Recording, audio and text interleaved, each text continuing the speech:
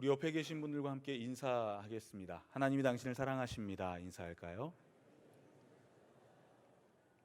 네, 우리 한 번 더 인사하겠습니다. 하나님이 당신을 기뻐하십니다. 인사합시다. 고스톱 좋아하십니까? 웃으시는 분들은 좋아하시는군요. 저도 고스톱 좋아합니다. 점수를 낼 줄 몰라서 그렇지 재밌게 즐길 수 있는 것 같습니다. 제가 대학교 3학년 때 기독교 세계관 수업을 듣는데 교수님이 그렇게 물으셨습니다. 고스톱을 성경적으로 칠 수 있는가? 여러분들이 이 질문에 답하는 것이 이번 수업의 과제입니다 라고 말씀하시더라고요. 그래서 나름 결론을 내렸습니다. 돈을 걸지 않고 감정이 상하지 않고 너무 고스톱에 매몰되지 않으면 그리스도인도 게임 중 하나로 우리가 즐길 수 있다라고 생각을 했습니다. 과거 우리나라는 고스톱을 진짜 좋아했습니다. 저희 이모 댁에 가면 항상 이모, 이모부 형들이, 사촌 형들이 모여서 고스톱을 치고 계셨습니다. 1년 365일 중에 한 380일 치신 것 같습니다. 어떤 때는 낮에 치시고 혼자 이 고스톱으로 점도 보시고 저녁에 또 가족이 모여서 함께 치시고, 실제로 90년대 초중반에 우리나라에 이런 고스톱이 열풍이 있었습니다. 그래서 이게 고스톱 공화국이다, 고스톱 망국이다, 이런 이야기까지 나왔습니다. 최근 이적이라는 가수가 이적의 단어들이라는 책을 썼습니다. 그 안에 고스톱이라는 챕터가 있는데요, 이렇게 기록되어 있습니다. 어릴 적 명절이면 집집마다 고스톱을 쳤다.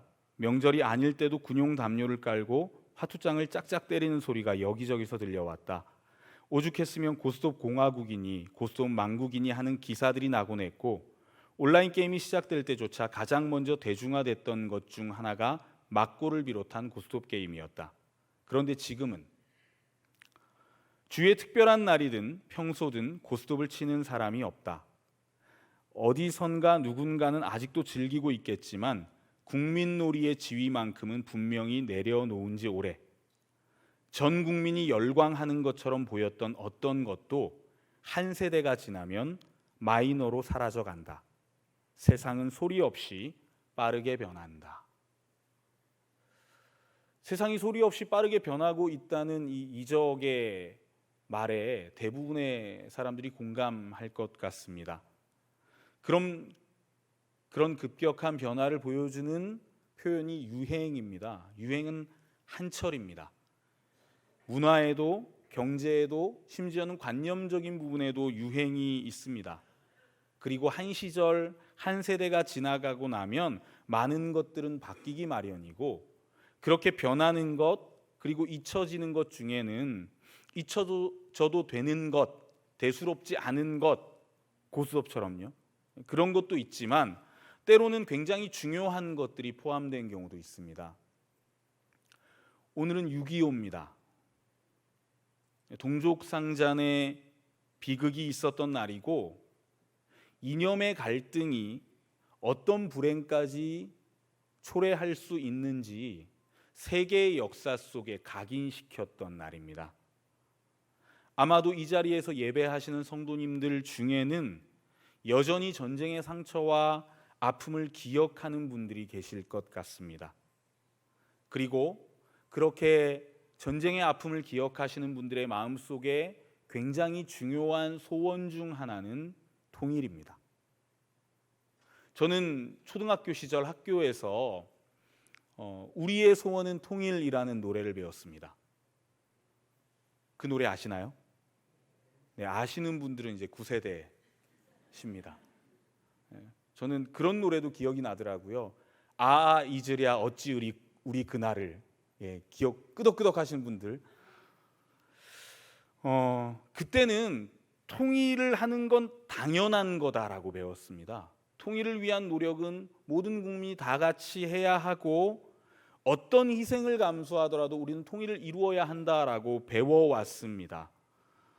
그런데 어느 순간부터 이 노래가 불리지 않습니다. 지금 이 노래를 아는 사람은 점점 줄어가고 있습니다. 그리고 더불어서 통일의 당위성 역시 희미해지고 있습니다. 지금 우리가 살아가는 시대는 통일이 주는 유익과 기쁨을 기대하기보다 통일 이후에 일어날 혼란과 경제적인 어려움들을 두려워하는 시대일지 모릅니다. 그럼 이런 변화가 누군가 의도적으로 통일에 대한 감각을 무디게 만들었기 때문에 일어난 일인가? 누군가 북한에 대한 우리의 감정을 계속 악하게 만들어 갔기 때문에 이런 일들이 벌어진 것인가? 그렇지 않습니다. 그냥 시간이 흘렀기 때문입니다. 아까 장로님 기도하신 것처럼 6.25 전쟁이 끝나고 벌써 70여 년의 시간이 지났습니다. 그동안 실향민들과 이산 가족들의 숫자는 점점 줄어갔고 많은 그와 더불어서 통일을 꿈꾸고 열망하는 사람들의 숫자도 줄어갔습니다. 아마 이 자리에 앉아 계신 대부분의 성도님들은 통일을 교과서에서 배웠을 것입니다. 죄송합니다. 6.25를 교과서에서 배웠을 것입니다. 실제로 전쟁의 아픔을 겪으셨던 분들은 이미 노년이 되었습니다. 그래서 자연스럽게 통일에 대한 이 열망이 흐려진 것입니다. 이것이 시간이 가진 힘입니다. 오늘 본문은 바벨론 포로로 끌려갔던 이스라엘 백성들에게 전해진 고레스 칙령에 대해서 이야기합니다. 주전 586년에 남유다가 바벨론에 의해서 망합니다. 그리고 유다 백성들은 거의 대부분 바벨론의 포로로 끌려가게 됩니다. 그런데 승승장구할 줄 알았던 바벨론은 얼마 지나지 않은 주전 539년 페르시아에 의해서 멸망당하게 됩니다. 그리고 그동안 바벨론의 속국이었던 모든 나라들은 자연스럽게 페르시아의 속국으로 체제가 바뀌게 됩니다. 그때 당시에 페르시아의 황제였던 고레스가 1년이 지난 538년에 반포한 칙령이 고레스 칙령입니다. 고레스는 유다인들에게 예루살렘으로 돌아가서 여호와의 집을 건축하라라는 명령을 내립니다. 바벨론 포로라는 현실도 그리고 무너져버린 예루살렘 성전도 이스라엘 백성들에게는 수치이고 치욕이었기 때문에 그들에게 고레스 칙령은 참 반가운 이야기였을 것 같습니다. 그런데 정말 그랬을까요? 우리는 성경을 읽으면서 아마 모든 이스라엘 백성들이 다 기뻐했고 다들 예루살렘으로 가고 싶어 했을 것이라고 생각을 합니다. 그러나 그때 당시 포로 귀환 명령이 떨어진 그때 당시 유대인들의 정황을 정확히 이해하기 위해서 우리가 몇 가지 생각해야 할 것들이 있습니다. 첫 번째는 고레스 칙령이 과연 이스라엘 백성, 유다인들만을 위한 명령이었는가 하는 것입니다. 당시 고레스가 반포한 이 칙령은 그동안 바벨론의 속국이었던 모든 나라와 민족들에게 전해진 좀 더 세계적인 명령이었습니다. 우리는 하나님께서 고레스의 마음을 움직이셨고 고레스가 칙령을 발표했기 때문에, 그리고 오늘 우리가 읽은 본문을 보면 고레스가 이스라엘의 하나님이 참신이시다라고 고백하고 있기 때문에 고레스는 하나님을 아는 사람이었다라고 쉽게 생각을 해버립니다. 그런데 여러분, 사실 고레스 칙령에는 유다라는 이름이 등장하지 않습니다. 여호와라는 이름도 등장하지 않습니다. 실제 그 칙령의 문서의 내용이 남아있는 것을 보면 바벨론의 포로로 살아갔던, 바벨론의 식민 지배를 받고 있던 큰 나라들과 많은 민족들에 대한 이름과 그들이 섬겼던 온갖 우상신에 대한 이야기가 다 나오고 있습니다. 그러니까 이스라엘 백성에게만 특별히 주어진 혜택이 아니었다는 겁니다. 그럼 고레스는 왜 이런 칙령을 발표했느냐? 고레스가 역사를 쭉 살펴봤습니다. 그런데 과거의 강대국이었던 아수르가 한 나라를 지배하기 시작하면 그 나라의 문화를 완전히 말살하는 정책을 폈습니다. 그 나라의 문화도 언어도 그들이 가지고 있는 종교적인 신념들도 전부 다 무시하고 다 아수르화했던 겁니다. 그게 옳은 일이라고 생각을 했습니다. 그게 자신들의 나라를 더욱더 견고하게 세워갈 거라고 믿어왔던 겁니다. 그런데 실제 역사를 보니까 그것들이 피지배 국가의 반항심을 더 불러일으키고 그로 인한 미움이 커져갔기 때문에 아수르가 결국 망했다라고 판단을 내리기에 이릅니다. 그래서 페르시아의 통치자였던 고레스는 피지배국의 문화와 종교와 너희들의 신념을 존중하겠다. 대신에 너희가 페르시아의 신민이라는 사실만 잊지 말고 우리에게 충성하고 살아가라라는 정책을 펼쳤던 것입니다. 그렇기에 우리가 알고 있는 이 고레스 칙령은 고레스가 유다인을 위해 고안한 정책이라기보다는 고레스의 통치 정책이었던 것입니다. 그런데 심지어 그렇게 포로에서 돌아가서 자신의 고국으로 가고 나면 자유가 주어지느냐? 그것도 아닙니다. 원래 끌려갔던 그 장소에서 신민으로 살든 아니면 너의 고국 땅으로 돌아가서 신민으로 살든 신민으로 산다는 건 바뀌지 않는 겁니다. 위치만 이동되고 신분은 달라지지 않았습니다. 물론 이것이 고레스의 정치적인 판단이었다 할지라도 그 배후에는 하나님의 섭리와 역사가 있음을 믿으시기 바랍니다. 하나님께서는 선지자들의 입술을 통해 선포하신 것처럼 이스라엘 백성들을 포로 시절에서 귀환시키기 원하셨습니다. 그래서 고레스에게 지혜를 허락하셨고 고레스 칙령을 반포하게 하신 겁니다. 세상의 눈으로 볼 때는 페르시아의 고레스가 절대 권력을 가진 것 같지만 실제로 세상을 주관하고 다스리시는 분은 하나님이심을 믿으시기 바랍니다. 자, 그런데 이 사실을 우리는 지금 알고 있습니다. 이스라엘 백성들도 그런 기대를 갖고 있었을 겁니다. 그런데 실제로 이스라엘 백성들 눈앞에 펼쳐진 현상을 봤을 때 유다 사람들이 무언가 우리가 특별하다라고 느낄 만한 게 없는 겁니다.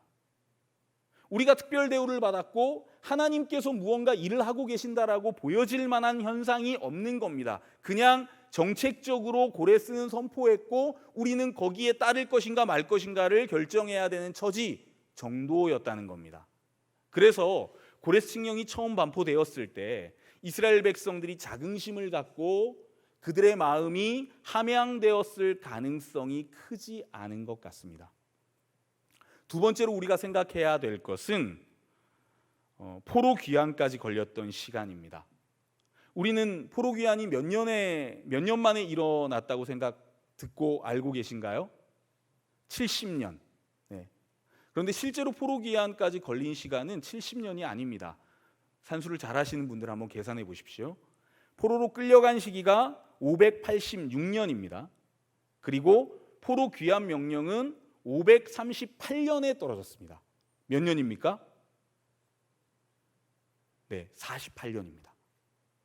약 50년입니다. 그럼 왜 성경은 70년이라고 말을 하는가? 이스라엘 백성들이 포로 귀환해서 성전을 건축하고 성전 건축에 방해를 받다가 멈추었던 성전 건축이 완전히 완공되는 시기가 515년입니다. 그러니까 586년에 끌려가서 515년에 성전이 완공되면 이때까지 기간이 70년이 걸리는 겁니다. 그래서 하나님은 70년 동안 너희가 포로 생활을 할 것이다. 왜냐하면 이 포로 생활이 끝나는 것의 상징 중 하나가 성전 건축이기 때문에 그렇습니다. 자, 그러면 다시 이 내용으로 돌아와서요. 실제로 걸린 시간은 48년, 약 50년이 걸린 겁니다. 그렇다면 우리가 생각해야 될 건요. 포로 귀환을 시작하고 실제로 그곳에 가서 성전 건축이라는 막중한 책임을 감당해야 되는 구성원 대부분이 어디서 태어났는가입니다. 여러분 그 에스라 3장 12절을 보면 첫 성전을 보았던 사람들에 대한 기록이 있습니다. 그러니까 솔로몬 성전을 보았던 세대들에 대한 이야기가 나옵니다. 성전 지대가 딱 놓이는 걸 보고 과거에 내가 어린 시절 보았던 솔로몬 성전이 떠올랐습니다. 근데 두 가지 감정이 교차하는 거예요. 하나는 이제 드디어 성전 건축이 시작되는구나 라는 감격이고, 또 하나는 솔로몬 성전은 훨씬 웅장하고 화려했는데 그에 비해 형편없이 작아진 성전 터를 보면서 속상한 마음이 드는 겁니다. 그래서 성전의 첫 지대가 놓였을 때 성경에는 우는 사람이 있었고 환호하는 사람이 있었다라고 나옵니다. 우는 사람들은 누구였느냐? 다 노인들입니다. 20대 때 포로로 끌려갔어도 이들이 귀환할 때 나이가 70대인 겁니다. 그럼 그 외의 세대들, 특별히 20대에서 40대까지 젊은 유대인들이 실제로 성전 재건을 해야 되는데 이들은 예루살렘에 살아본 적도 없고 성전을 본 적도 없고 예루살렘에 대한 향수와 그리움도 없었다는 겁니다. 마치 오늘날 우리 시대의 많은 사람들이 통일에 대해 열망하지 않는 것처럼 귀환에 대한 열망이 그들에게는 없었을 것입니다. 시간이 흘렀기 때문입니다. 세대가 달라지고 사람들의 생각이 바뀌었기 때문입니다. 여기에 한 가지 더 생각해 볼 것이 있습니다. 그게 뭐냐면 이들이 포로 귀환 이후에 맞이하게 될 현실입니다. 이들의 사명이 무엇입니까? 성전 건축입니다. 자, 성전 건축이라고 하면 무언가 웅장해 보이고 뭐라고 해야 될까요? 큰 일을 하는 이 들뜬 마음을 주는 것 같습니다. 근데 실제로 가서 하게 될 일이 뭡니까? 노동입니다. 여러분, 이게 중요합니다. 제가 군생활 할 때 저는 훈련을 육군훈련소 논산에서 받았습니다. 논산에 간 훈련병들은 거의 대부분이 주특기를 가지고 자대 배치를 받게 됩니다. 그러니까 논산에서 훈련을 받았는데 아무런 주특기 없이 소총수로, 그냥 우리가 흔히 말하는 보병으로, 우리 여자 성도님들 표정이 급격히 어두워지고 있네요. 보병으로 가면 진짜 이건 뭐 조상의 공덕이 없고 이럴 정도로 대부분 주특기를 받습니다. 그런데 가는 장병들 중에 일부는 미리 주특기 번호를 받고 가고 일부는 그곳에서 주특기 번호를 받게 되는 겁니다. 저와 같이 군생활했던 한 친구가 이름이 임완용이라는 친구예요. 처음에 그 이름을 듣고 되게 놀랐습니다. 근데 그 친구가 자기는 주특기를 이미 받고 왔습니다. 근데 그 주특기가 뭐냐? 공병이에요. 자, 공병 하니까 우리 남자 성도님들은 웃으세요. 여자 성도님들은 뭔지 모르시죠? 공병이 뭐냐면 집 짓는 병사입니다. 그러니까 이 사람들은 군대에 가서 막사 짓고 다리 폭파하고 다리 짓고 이런 일을 하는 겁니다. 건설 현장에 투입되는 겁니다. 근데 실제로 이 공병 주특기를 받고 왔던 이 친구는 자기가 건설 현장에서 일을 하다가 군대를 왔습니다. 나이는 어렸지만 이미 현장에서 일을 한 경험이 있었고, 그리고 우리는 주특기 번호를 모르는데 본인은 주특기를 받고 왔으니까 엄청난 자부심이 있는 거예요. 그래서 저를 보고 자기는 공병이라고, 진짜 좋은 거라고. 근데 가서 뭐 한다고요? 고생 진짜 고생합니다. 제가 우연히 진짜 신기하게도 자대 배치 받아서 있을 때 그 임완용이란 이 친구가 저희 부대 건물을 지어주러 파견 근무를 왔어요. 저희는 일과 보내고 쉬고 있을 때 이 친구는 와서 건물을 짓는 거예요. 근데 얼굴을 봤는데 얼굴 색깔이 흑색이에요. 너무 고생을 해서, 너무 일을 땡볕에서 많이 하니까 까맣게 탄 겁니다. 몸은 더 좋아졌죠, 일을 많이 하니까. 여러분, 이스라엘 백성들이 예루살렘으로 돌아가서 그들이 해야 되는 첫 번째 일이 뭐냐? 삶의 터전을 마련해야 됩니다. 지금처럼 아파트가 있고 집들이 이미 다 지어져 있어서 계약하고 들어가는 게 아닙니다. 내가 잠깐 임시로 머물 텐트를 싸매고 먼 길을 가서 그곳에서 텐트 짓고 첫 번째 집을 지어야죠. 살아야 되니까요. 그리고 동시에 성전 건축을 하는 겁니다. 그러니까 한 번 가본 적도 없고 나는 그리워한 적도 없는 그 땅에 가서 20대에서 40대, 좀 더 많이 보면 한 50대까지의 이 실제 일할 사람들이 마주하게 되는 현실은 뭐냐 하면 하루 종일 고생하고 땡볕에서 일하는 현실이라는 겁니다. 심지어 그 예루살렘은 전쟁 이후에 폐허 상태를 극복하지 못했습니다. 여전히 성전은 무너진 채 방치되어 있고 어떤 문명이나 문화적 혜택도 기대할 수 없는 곳이었습니다. 그럼 반면에 그들이 지금까지 살아왔던 바벨론은 어떤 곳입니까? 바벨론은 그전까지 세계 최고의 강대국이었습니다. 건축학자인 유현준 교수가 자신의 유튜브 채널에서 바벨론에 있었던 공중정원 실제로 가능했나라는 그 영상을 올렸습니다. 그걸 이렇게 봤는데 가능했을 것이다. 근데 공중에 정원을 짓는다.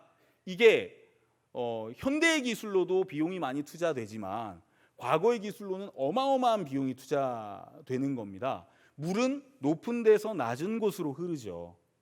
그런데 공중에 정원을 만들고 그 정원을 가꾸기 위해서는 아래에 있는 물을 공중으로 끌어다 써야 됩니다. 어마어마한 비용이 들어가고 인력이 투입되는 사업이었다는 겁니다. 근데 그걸 누가 했다고요? 바벨론이 했다고요. 우리가 알고 있는 랜드마크들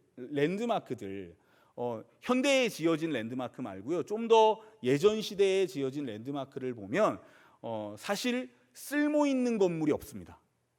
그 건물이 기능이 없다는 거예요. 예를 들어 볼까요? 여러분 자유여신상은 뭐 하는 겁니까? 쇼핑몰인가요?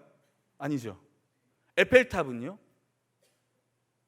그 랜드마크들을 유현준 교수가 하는 말은 이겁니다. 랜드마크는 사실 정말 쓸데없는 건물들이다. 근데 그걸 왜 짓는가?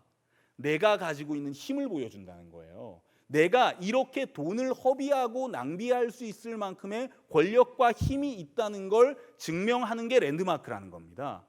그래서 여러분 고인돌 보면 고인돌 뭔지 아시죠? 기둥 두 개가 서 있고 돌기둥 두 개가 서 있고 그 위에 큰 돌, 넓적한 돌이 받쳐져 있는 고대 족장의 무덤입니다. 그럼 이 무덤을 만들 수 있는 사람은 누구냐? 고인돌을 만들기 위해서 수많은 사람들이 동원되고 그 중에는 일하다가 죽는 사람도 발생합니다. 그만큼의 인력을 쏟아 부을 수 있을 만큼의 권력자가 고인돌을 만들 수 있다는 거예요. 바벨론은 공중정원이 있었고요. 페르시아에는 페르세폴리스라는 거대 도시가 있었습니다. 이 모든 것들이 그 나라가 향유하고 누리고 있었던 권력과 힘과 물질 문명을 보여줍니다. 태어나서 그걸 누리고 살았습니다. 태어나서 그걸 계속 보고 자랐습니다. 그런데 이제 그들이 가야 하는 곳은 모든 것이 척박한 땅입니다. 실제로 학자들의 의견에 따르면 1차 귀환자의 무리가 바벨론 포로로 끌려갔던 유다인들의 숫자에서 많은 비중이 아니었을 것이다라고 추정을 합니다. 그러니까 다수는 남고 소수가 움직였다는 겁니다. 왜 그러냐 하면 예루살렘은 나이 많은 노인들이나 기억하고 있는 멀리 떨어진 도시입니다. 그런데 거기까지 가는 과정도 쉽지 않습니다. 게다가 이 재건 사업의 장래도 불투명합니다. 더군다나 많은 유대인들은 이미 50년 정도 바벨론에 정착해 살면서 내 삶의 기반을 거기에 다 두고 있습니다. 사업도 하고 있고요. 나름대로 잘 나가는 사람이 있습니다. 페르시아의 고대 상업 문서를 보면 그 안에 유대인들의 이름이 많이 발견된다고 합니다. 그 이유가 뭐냐? 그곳에서 이미 부를 축적하고 누릴 수 있는 많은 걸 누리고 있는 자들이었다는 거예요. 포로로 끌려가긴 했지만 강제 노역에만 동원된 게 아니라 자신 삶의 기반을 다 닦아두고 있었다는 겁니다. 역사가 요세푸스에 의하면 실제로 포로 귀환을 할 때 유대인들 중에 돈 많고 이미 삶의 기반이 잘 다져져 있는 사람들은 귀환하지 않았다고 합니다. 돈이 있으니까 너희가 귀환해서 성전 재건할 때 내가 도움은 줄 수 있어. 그러나 나는 가지 않아. 왜냐하면 난 여기가 편하니까. 이게 실제로 유대인들이 맞이했던 현실이라는 겁니다. 포로로 끌려간 지 50년이 지난 현재의 상황에서 귀환하는 것과 바벨론에 머물러 있는 것, 무엇이 더 편하고 유익해 보입니까? 당연히 후자입니다. 정서적으로도 경제적으로도 장래성을 보아도 포로 귀환은 좋은 선택지가 아니라는 겁니다. 그러나 그럼에도 불구하고 성경 기자는 귀환한 이들의 이야기를 기록했습니다.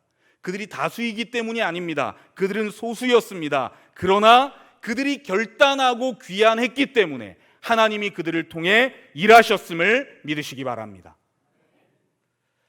자, 그럼 우리가 여기에서 이제 생각해야 되는 것은 왜 이들이 귀환을 선택했을까입니다. 훨씬 어려운 길인데, 고생길인데 고생하고 싶은 분 없으시잖아요. 편하게 살고 싶지 않습니까?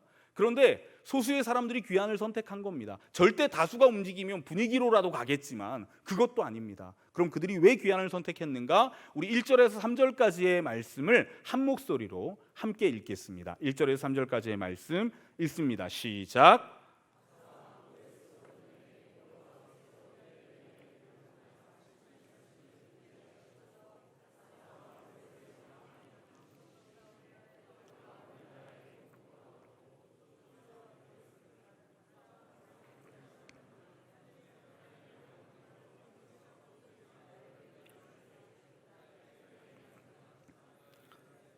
성전을 건축하라 하셨나니 이스라엘의 하나님은 참 신이시라. 너희 중에 그의 백성된 자는 다 유다 예루살렘으로 올라가서 이스라엘의 하나님 여호와의 성전을 건축하라. 그는 예루살렘에 계신 하나님이시라. 아멘. 고레스 칙령이 반포될 때 고레스는 모든 유다인들은 다 돌아가야 된다라고 명령하지 않습니다. 그는 단서 조항을 달아주었습니다. 선택권을 줬다는 겁니다. 그 선택권이 누구에게 주어졌느냐? 하나님의 백성이라고 내가 믿는 사람들입니다. 바벨론 땅에 살고 있는 유대인들 중에 스스로가 하나님의 백성이라는 정체성을 인식하는 자들이 고레스 칙령의 대상이라는 거예요. 그들만 돌아가면 된다는 겁니다. 선택해서 갈 사람 가고 남을 사람 남아라, 이게 고레스 칙령입니다. 특별히 유명한 사람들이 아닙니다. 어떤 자격이 있어야 되는 게 아닙니다. 그냥 나는 하나님의 백성이다라는 고백을 하기 원하는 자들은 예루살렘으로 나아갈 수 있다는 겁니다. 그리고 이것이 바로 손해와 어려움, 심지어 가본 적 없는 그 땅에도 불구하고 예루살렘으로 귀환을 선택했던 가장 큰 이유입니다. 본문은 하나님의 백성이란 정체성을 인식했던 사람들에게 사명이 있다라고 밝히고 있습니다. 그 사명이 무엇입니까? 성전을 건축하는 겁니다. 우리가 읽은 한글 성경의 성전이라고 번역된 단어는 실제 히브리어로는 여호와의 집입니다. 그리고 에스라서와 느헤미야서 안에서 여호와의 집이라는 이 단어는 하나님 나라를 의미합니다. 다시 말해서 오늘 본문에 나는 하나님의 백성입니다, 이 사람들에게 공통적으로 주어진 사명이 있다는 거예요. 그 사명이 뭐냐? 하나님 나라를 건축하는 사명입니다. 이 사명은 우리에게도 동일함을 믿으시기 바랍니다. 자, 이 사명이 이 시대에 출발한 게 아니에요. 이미 출애굽할 때 이스라엘 백성이란 정체성의 시작은 출애굽을 기점으로 합니다. 하나님께서 이집트의 압제를 받고 있는 한 민족을 구출한 사건이 이 출애굽이 아닙니다. 하나님의 출애굽은 어떤 의미를 가집니까? 세상의 권세와 세상의 법칙과 죄 가운데 살아가고 있는 이들을 불러내어서 구속하시고 하나님의 백성으로 삼아주는 역사, 이스라엘 되게 하는 역사가 출애굽입니다. 그런데 이 출애굽 사건의 중심에 하나님의 백성으로서의 정체성이 있는 거예요. 그리고 사명이 있는 겁니다. 출애굽기 19장 5절과 6절 말씀을 제가 읽겠습니다. 세계가 다 내게 속하였나니 너희가 내 말을 잘 듣고 내 언약을 지키면 너희는 모든 민족 중에서 내 소유가 되겠고 너희가 내게 대하여 제사장 나라가 되며 거룩한 백성이 되리라. 너는 이 말을 이스라엘 자손에게 전할지니라. 아멘. 하나님의 백성으로 부름받은 자들, 그들에게 너희를 제사장 나라 되게 하겠다, 거룩한 백성 되게 하겠다라는 사명을 부여하셨다는 겁니다. 그런데 이 사명을 감당하기 위해 그들이 어디로 나아갑니까? 약속의 땅을 가기 전에 광야를 거쳐야 됩니다. 여러분, 광야는 척박한 곳입니다. 고생스러운 것입니다. 어려운 곳입니다. 그런데 그 땅을 거쳐가면서 이스라엘은 하나님의 백성으로 세워져 가는 거예요. 그리고 약속의 땅에 들어가서 우리가 하나님의 백성입니다라고 선언할 수 있는 거예요. 오늘 우리가 읽은 포로귀환을 제2의 출애굽이라고 이야기합니다. 왜냐하면 포로귀환의 이 정황 속에서 출애굽과 똑같은 것들이 보여지기 때문입니다. 그 핵심이 첫 번째, 하나님의 백성이란 정체성, 두 번째, 하나님의 나라를 확장해가는 사명, 세 번째, 그 사명을 감당하기 위해 고생과 수고를 마다하지 않는 헌신입니다. 여러분, 그래서 성경이, 특별히 오늘 본문이 하나님의 백성을 정의할 때 그 하나님의 백성은요, 내가 하나님의 백성이니까 나는 평안하게 살겠습니다가 아니라 이미 하나님의 백성이란 그 이름 안에는 하나님이 허락하신 사명이 부여되어 있고요, 그 사명을 감당하기 위해 우리는 고난과 손해와 어려움과 핍박을 감당해야 함을 믿으시기 바랍니다. 그러면 이 소수의 백성들은 거기에 동의한 사람들입니다. 우리가 성경을 읽다 보면, 특별히 구약을 읽다 보면 저는 그렇더라고요. 족보, 사람들의 이름이 쭉 나열되어 있는 걸 보면 마음이 어려워집니다. 내가 이걸 왜 읽고 있어야 되나? 이번에 성경 필사하실 때 이 역사서 필사를 하셨죠. 거기에 족보, 역대상 맡으신 분 한번 손 들어볼까요? 역대상을 저는 썼습니다. 족보가 막 계속 나오죠. 이 이름 계속 헷갈리고, 족보가 길면 길수록 우리는 성경을 덮을 가능성이 높아집니다. 졸립거든요. 그런데 에스라서와 느헤미야서에도 족보가 나옵니다.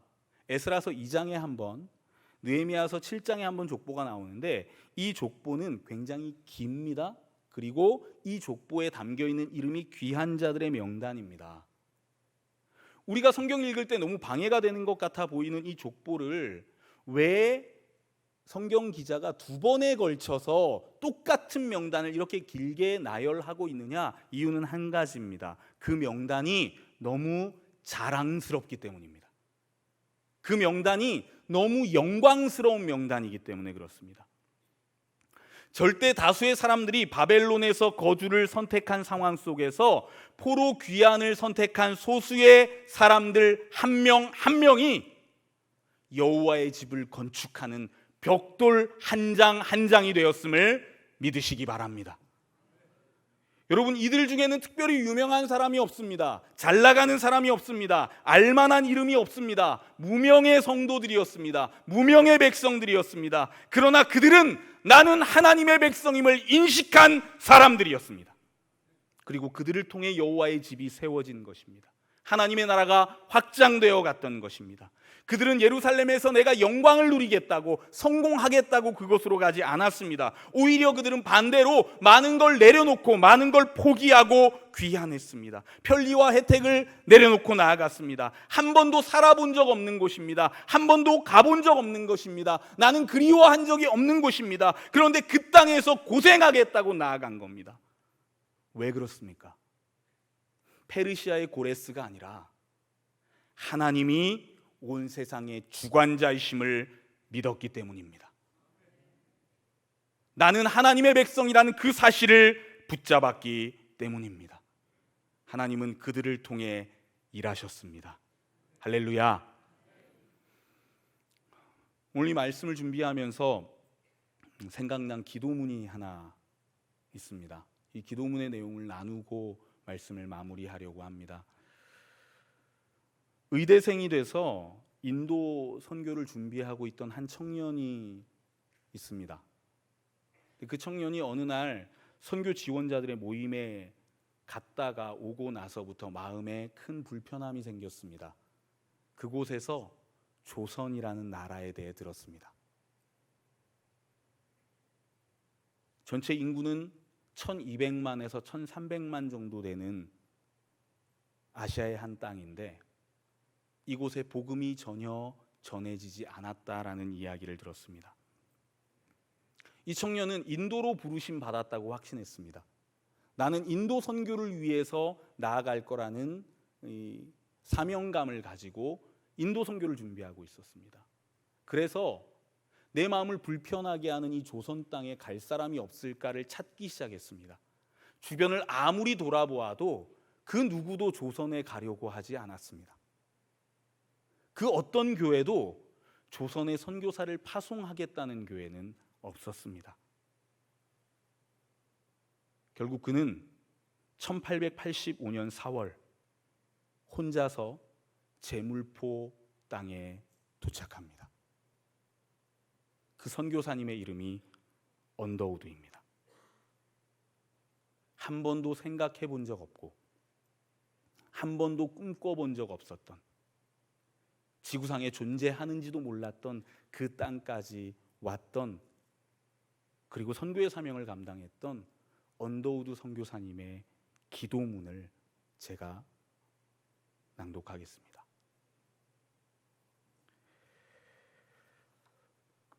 주여, 지금은 아무것도 보이지 않습니다. 주님, 메마르고 가난한 땅, 나무 한 그루 시원하게 자라오르지 못하고 있는 땅에 저희들을 옮겨와 심으셨습니다.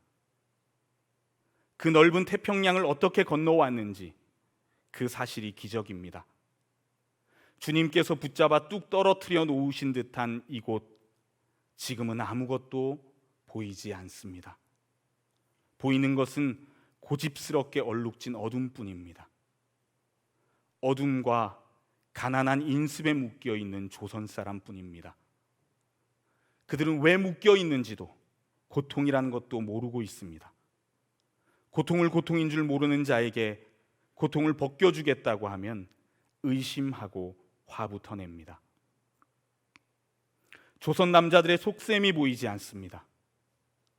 이 나라 조정의 내심도 보이지 않습니다. 가마를 타고 다니는 여자들을 영영 볼 기회가 없으면 어쩌나 합니다. 조선의 마음이 보이지 않습니다. 그리고 저희가 해야 할 일이 보이지 않습니다. 그러나 주님, 순종하겠습니다.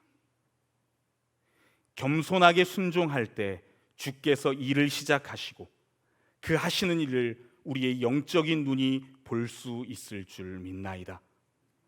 믿음은 바라는 것들의 실상이요 보지 못하는 것들의 증거니라고 하신 말씀을 따라 조선의 믿음의 앞날을 볼 수 있는 날이 있을 줄 믿습니다. 지금은 우리가 황무지 위에 맨손으로 서 있는 것 같사오나 저희들이 우리의 영혼과 하나인 것을 깨닫고 하늘나라의 한 백성, 한 자녀임을 알고 눈물로 기뻐할 날이 있음을 믿나이다. 지금은 예배드릴 예배당도 없고 학교도 없고 그저 경계와 의심과 멸시와 천대함이 가득한 이곳이지만 머지않아 이곳이 은총의 땅이 되리라는 것을 믿습니다. 주여, 오직 제 믿음을 붙잡아 주소서. 사랑하는 수성가족 여러분, 고레스 칙령을 듣고 귀환을 선택한 사람들 뿐이겠습니까?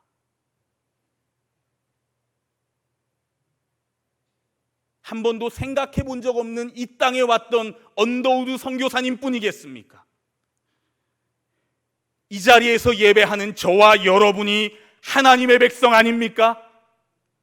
우리의 자녀들이 하나님의 백성 아닙니까? 우리와 우리의 자녀들이 하나님의 백성으로 굳건히 세워져야 하는 것 아닙니까? 우리가 살아가는 이 시대는 돈이 왕이 된 시대, 권력이 왕이 된 시대, 명예와 성공과 건강이 왕이 된 시대입니다. 돈의 백성으로, 권력의 백성으로 살아간다면 이 세상에서 많은 것들이 보장됩니다. 그것들을 왕으로 섬기는 자들에게 세상에서 누릴 수 있는 수많은 유익과 보상들이 있습니다. 그러나 우리는 이 시대 속에서 하나님의 주권을 인정하는 사람들입니다. 하나님만이 우리의 참된 주인이시며 하나님만이 우리의 구원자이심을 믿는 사람들입니다. 그런 우리의 이름이 하나님의 백성입니다. 그 이름에 담긴 사명이 있습니다. 그 이름에는 고난과 희생과 손해가 함께 할 것입니다. 그러나 그럼에도 불구하고 그 이름을 자랑스러워하는 저와 여러분 되시기를 소망합니다. 하나님의 백성이라는 이름, 이 정체성 때문에 세상의 유익을 포기할 수 있는 저와 여러분 되시기를 바랍니다. 나에게 익숙하고 편안한 자리가 아니라 하나님이 부르시는 걸어본 적 없는 길, 가본 적 없는 자리라 할지라도 그곳에서 하나님의 집을 세워가는 하나님의 백성, 온 수성 가족들 되시기를 주님의 이름으로 축원합니다. 기도하겠습니다.